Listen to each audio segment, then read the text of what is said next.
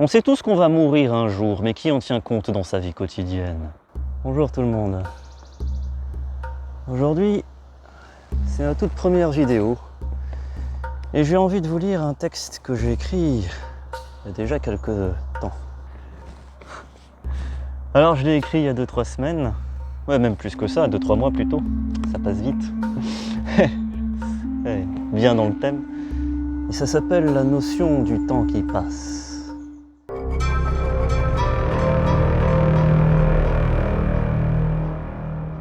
Le temps qui passe ne revient plus. Le temps qui reste décroît à chaque instant. Cette idée m'a frappé et depuis elle m'obsède. Dorénavant, chaque chose que je fais, chaque décision que je prends, tient compte de cette notion. Chaque jour est une petite mort. Celui que tu as été durant ces 24 dernières heures est mort lui aussi. Ce que tu aurais pu faire en ce jour qui s'achève n'est plus faisable. Cette date du calendrier est passée pour toujours. Tes projets ne pourront reprendre que demain, qui est un autre jour. Te souviens-tu de ce que font les enfants quand on leur redemande leur âge? Ils ne disent pas « j'ai 4 ans, j'ai 8 ans, j'ai 12 ans ». Ils disent avec fierté « j'ai 6 ans et demi, j'ai 8 ans, 3 mois, j'ai presque 7 ans ». Et ils le disent avec fierté car ils ont hâte d'être grands. Ce qui caractérise un enfant, c'est qu'il n'a pas la notion du temps qui passe. C'est pour ça qu'il peut passer ses journées entières à jouer, à lire et relire les mêmes albums de bande dessinée, à rêver. C'est cela, je crois, qui caractérise l'insouciance. J'ai définitivement perdu cette insouciance à l'aube de mes 29 ans. D'une certaine manière, j'ai de la chance. J'ai fait la fameuse crise de la trentaine avec un petit temps d'avance. Aujourd'hui, à notre époque, on reste enfant plus longtemps. On devient des adolescents, trentenaires ou quarantenaires, encore fans d'Harry Potter ou du Seigneur des Anneaux. On s'en vante, on entretient cet esprit régressif. Cela donne un résultat que je trouve quelque peu grotesque, celui d'adultes dans des corps vieillissants, avec un esprit puéril et le comportement qui va avec. Il fuit le rage, mais le temps passe et les rides se tracent. On sait tous qu'on va mourir un jour, mais qui en tient compte dans sa vie quotidienne? Il y a une différence essentielle entre savoir quelque chose et en tenir compte. Nous vivons une époque très intéressante où il n'a jamais été aussi aisé de produire des images. Je suis en train de le faire actuellement. Les Indiens n'aimaient pas la photographie car ils pensaient que cela capturait leur âme. En un sens, je crois qu'ils avaient en partie raison.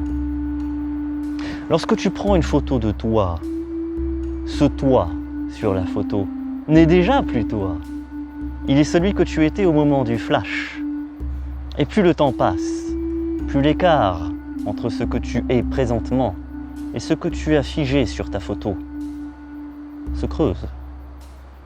L'image, c'est la mémoire.